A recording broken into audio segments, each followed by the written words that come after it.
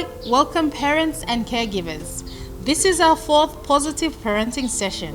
My name is Reka Pake. And I am Bulina Bulina. Today's session is on the right to be safe.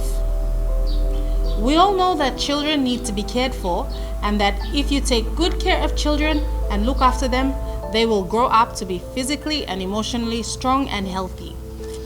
Take a few moments to think about the things that are good for children. What are things that are good for children's development? Examples could include love, care, healthcare, safety, play, education, nutrition, healthy food, supervision, structure, respect, stimulation, play, interaction, spiritual guidance, emotional warmth, friendships, etc. Now we have said what is good for children. Now what are some things that are harmful to children's development? Things that are bad for children.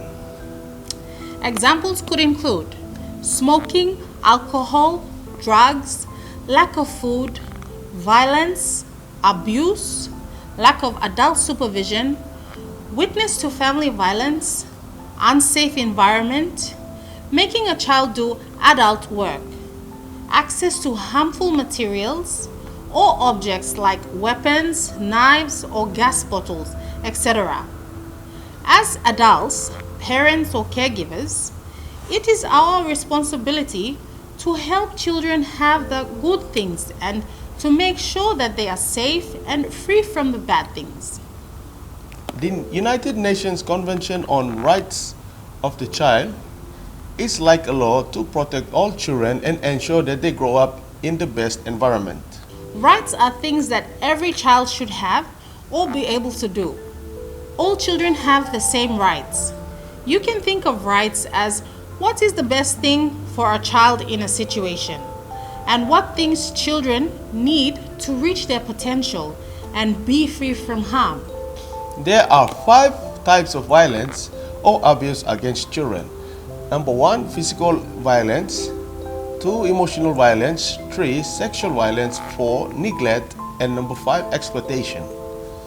Physical violence is the intentional use of physical force that inadvertently or deliberately causes a risk of or actual injury or suffering to a child. Beating, slapping, hitting, kicking, biting, pinching, punching, hitting with an object, pulling hair, pulling ears, bending are all examples. Psychological or emotional abuse can be explained as harm to a child's emotional, intellectual, mental, or psychological development. Emotional abuse includes any humiliating or degrading treatment. For example, calling bad names, threatening, screaming, swearing at, teasing, constant criticism, persistent shaming, scolding, humiliating, withholding love, using children in domestic disputes. Emotional abuse is failing to meet a child's emotional needs and rejecting, ignoring, or isolating or confining a child. Witnessing family violence can also be a form of emotional violence. Sexual violence and abuse includes penetrative acts like rape and non-penetrative assaults such as sexual touching, using sexual language, showing sexual pictures, pornography to a child, and using internet or other digital media for sexual abuse. Sexual abuse is when someone asks or forces a child to have sex, touches the child's private parts, or forces a child to touch their private parts.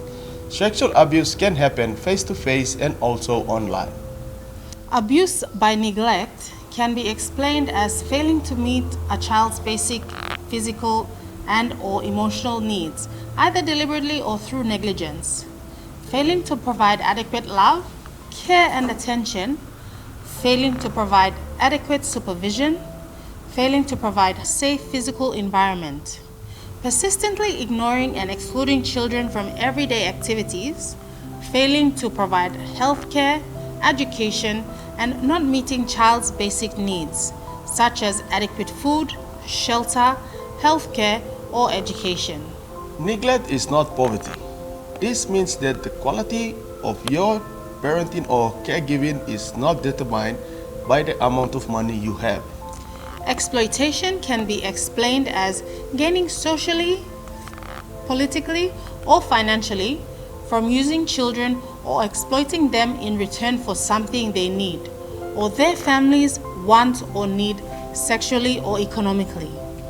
Examples of commercial sexual exploitation: forced labor, human trafficking, child slavery, forcing children into begging, engaging them in work for money or benefits, forcing children into sex work, forcing children into employment, exploiting children for adult gain, child labor, and child trafficking. Exploitation is not asking children to help out around the house. If the activity is appropriate for their age and size, parents, teachers, or relatives may sometimes ask children for help. Small assistance like that is not exploitation. Child labor includes any work that deprives children of their childhood, their potential, and their dignity, and that is harmful to their safety, health, or development, or conditions that are likely to be hazardous to the child. When children see or hear other people being hurt or someone being violent at home, like a parent or caregiver, it is very stressing and frightening for the child and causes harm, even if the child is only watching. Violence can have long-term effects on children's development and ability to grow and learn. It can affect children's emotional development. They can become extremely shy, depressed, or aggressive.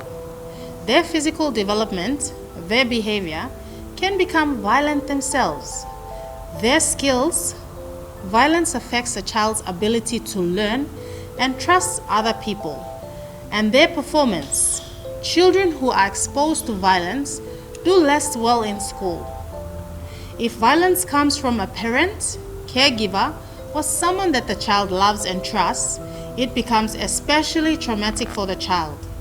The person who the child turns to for protection, warmth, and love becomes the person causing the child fear, pain, and suffering. Violence can even damage children's brains. It is important to know the fragility of a growing child's brain and that it is possible to harm the brain with the negative actions we take. It is also possible to have a positive effect on the brain if we make sure the child gets all the good things I mentioned earlier. Please remember that violence is never a solution to your worries or frustrations. All children and adults have the right to live free from violence. Our key messages from this session are: number 1, as parents and caregivers, we are extremely important to our children. They love us, trust us, and turn to us for comfort and security. Number 2, as a parent, it is your responsibility to do what you can to keep your children safe. This includes when they are using the internet and social media. Number 3, it is every child's right to be protected from abuse, and if you know a child that is being abused, there are protection mechanisms in the community that can help. Number 4, violence is never a solution to your worries or frustrations. All children and adults have the right to live free from violence. We hope that you have enjoyed this session and that you will continue on to session 4, which is understanding child development, younger children aged infant to 5 years old. Look after yourselves and each other and reach out if you need support. This training session is brought to you by Save the Children in collaboration with Department of Education and UNICEF.